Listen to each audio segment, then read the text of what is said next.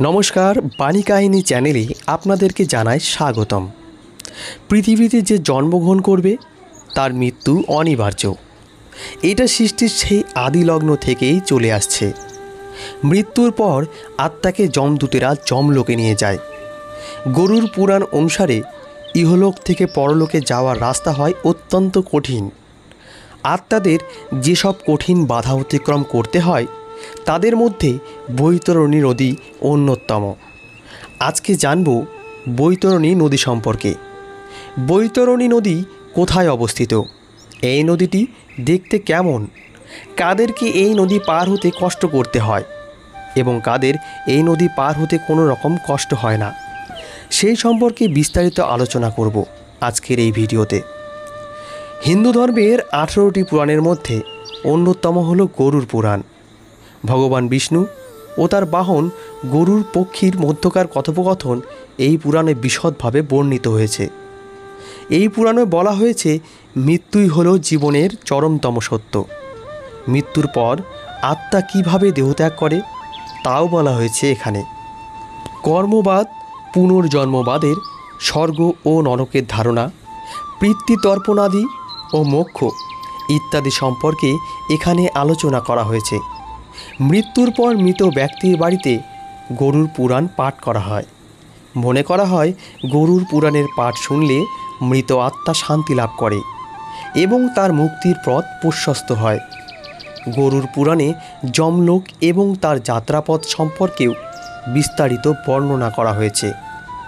গরুর পুরাণ অনুসারে মৃত্যুর পরই আত্মাকে যমদূতেরা যমলোকে নিয়ে গিয়ে তার পাপ পুণ্যের হিসাব করে, কিন্তু তখনও আত্মা তার পরিবারের মায়া থেকে সম্পূর্ণ মুক্ত হতে পারে না বলে 24 ঘন্টা পর তাকে আবার সেখানে ফিরিয়ে আনা হয়। এরপরে 13 দিন সেই বিদেহী আত্মা সেখানে ঘোরাফেরা করেন এবং নিজের কাছের মানুষদের ডাকতে থাকেন, কিন্তু দেহ না থাকায় তার আওয়াজ কেউ শুনতে পায় না। অন্যদিকে পুরনো শরীর ধারণ করতে চাইলে যমদূতেরা তাকে বাধা দেয়। এরপর সেই আত্মার ইহজগতের টান ক্রমশ দুর্বল হতে থাকে। তখন তিনি পায়ে হেঁটে যমলোকের উদ্দেশ্যে রওনা হন। যমলোকে পৌঁছতে সময় লাগে 1 বছর। আর পিণ্ডদানের সময় যে খাদ্য তাকে উৎসর্গ করা হয় এই খাদ্যই তাকে যমলোকে পৌঁছানোর শক্তি প্রদান করে। কিন্তু যার পিণ্ডদান হয় না তাকে যমদূতেরা টেনে হিঁচড়ে যমলোকে নিয়ে যায়, যার জন্য তার প্রচণ্ড কষ্ট হয়। এই যমলোকে যাওয়ার পথে পড়ে বৈতরণী নদী। আজ আমরা এই বৈতরণী নদীর কথা জানব। গরুর পুরাণে বলা হয়েছে যে যমলোকের পথে বৈতরণী ও পুষ্পদক নদী পড়ে। এই দুটির মধ্যে বৈতরণী নদীকে সবচেয়ে ভয়ঙ্কর বলে মনে করা হয়। এই নদী দুষ্ট ও পাপী মানুষদের জন্যে খুবই বিপজ্জনক। এটি অতিক্রম করা মৃত্যুর যন্ত্রণার চেয়েও বহুগুণ বেশি বেদনাদায়ক।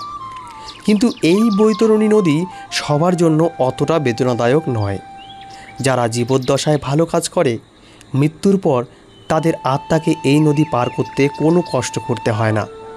তাহলে আসুন জেনে নেওয়া যাক মৃত্যুর পর আত্মা যখন যমলোকে যায় তখন তার মাঝে থাকা বৈতরণীকে কিভাবে অতিক্রম করতে হয় এবং এটিকে দেখতে কেমন। গরুর পুরাণ অনুসারে বৈতরণী নদী 100 যোজন পর্যন্ত বিস্তৃত।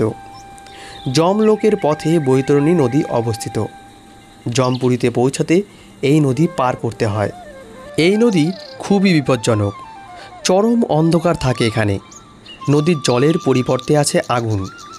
এই নদীতে দুর্গন্ধযুক্ত নানা ধরনের পদার্থ, মৃত পানির হাড়গোড়, রক্ত, পুঁজ, নানা রকম ভয়ঙ্কর জীবজন্তু, পক্ষী, কৃমি, কীটপতঙ্গে ভর্তি। পাপী আত্মারা এই নদী পার হতে ভয় পায়। যারা সারা জীবন অন্যের উপর অত্যাচার করেছে, চুরি করেছে, মদ খেয়েছে, শিক্ষকদের অসম্মান করেছে, অন্যায় কাজ করেছে, গরিবদের অধিকার লঙ্ঘন করেছে, পিতামাতাকে অসম্মান করেছে, নিজের স্ত্রী বা স্বামীকে ঠকিয়েছেন, দেবতাদের অসম্মান করেছে, তাদের এই নদী পার হতে খুব কষ্ট পেতে হয়। পাপী আত্মাকে দেখে এই নদীর জল ফুটতে শুরু করে। এই নদীতে যমদূতরা পাপী আত্মাকে টানতে টানতে নিয়ে যায়। পাপীরা বহুবার এই নদীতে ডুবে যায়। এই নদীতে উপস্থিত সাপগুলি বড় বড় দাঁত দিয়ে পাপীদের আত্মাকে কামড়াতে থাকে। বড় বড় ধারালো নখ দিয়ে শকুন পাপী আত্মাদের আঁচড়াতে থাকে। যারা পাপ করে তারা এই নদী পার হতে গিয়ে কাঁদতে থাকে।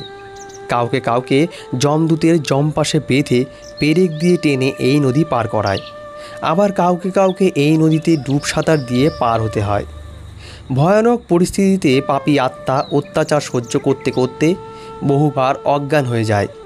তারপর চেতনা ফিরে পেলে কষ্ট ও যন্ত্রণায় জোরে চিৎকার করতে থাকে। শেষ পর্যন্ত তার পূর্বজন্মের কৃতকর্মের কথা মনে করে অনুতপ্ত হতে থাকে। তার সন্তান সন্ততি স্বামী স্ত্রীর কথা স্মরণ করে ভয়ে জোরে জোরে তাদের ডাকতে থাকে। গরুড় পুরাণ অনুসারে যারা ধর্মের পথে চলে, ভক্তি সহকারে ভগবানের পূজা করে, কাউকে ঠকায় না, দান ধ্যান করে, তাদের এই নদীতে কোনো অত্যাচার সহ্য করতে হয় না।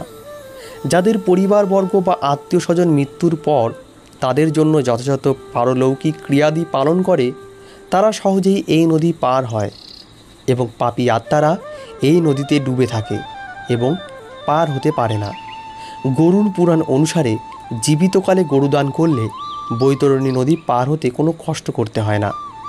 যে জীবনে একবারও গরুদান করেছে তাদের গোমাতা বৈতরণী নদী পার হতে সাহায্য করে। গরুড় পুরাণে বলা হয়েছে, যারা গরুদান করেছে মৃত্যুর পর সেই আত্মা যখন বৈতরণী নদীর তীরে পৌঁছায় তখন গোমাতার আবির্ভাব হয়। তারপর সেই আত্মা ওই গরুর লেজ ধরে কোনো অত্যাচার সহ্য না করে সরাসরি বৈতরণী নদী পার হতে সক্ষম হয়। তবে গরু দান করার সময় মনে রাখতে হবে, গোমাতাকে এমন জায়গায় দান করতে হবে যেখানে সারা জীবন তার কোনো অনাদর হবে না এবং সারা জীবন তার দেখাশোনা করা হবে, অন্যথায় তার পাপ বলে গণ্য হবে এবং সেই পাপের মাসুল আপনাকেই দিতে হবে। এমনকি অসহায় মানুষকে নিঃস্বার্থভাবে সাহায্য বা দান করতে হবে, অন্যথায় তার পুণ্য বলে গণ্য হবে না। পুণ্যাত্মাকে যমদূতেরা নৌকায় বসিয়ে বৈতরণী নদী পার করায়। যমলোকে পৌঁছে আত্মা পুষ্পদকা নদীর তীরে বিশ্রাম নেয়। এই নদীর জল খুবই পরিষ্কার, অর্থাৎ মৃত্যুর পর আত্মাকে বৈতরণী নদী কিভাবে পার করতে হবে, তাকে কেমন কষ্ট পেতে হবে তা নির্ভর করে জীবদ্দশায় তার কৃতকর্মের ওপর। তাই সদা সত্য কথা বলুন, অসহায়কে সাহায্য করুন এবং পরিবার পরিজন ও ঈশ্বরকে ভালোবাসুন। কাউকে দুঃখ দেবেন না, কারোর কষ্টের কারণ হয়ে দাঁড়াবেন না। জয় শ্রীকৃষ্ণ। আজকের এই গল্পটি এই পর্যন্তই। গল্পটি ভালো লাগলে অবশ্যই চ্যানেলটিকে সাবস্ক্রাইব করবেন। ধন্যবাদ সবাইকে।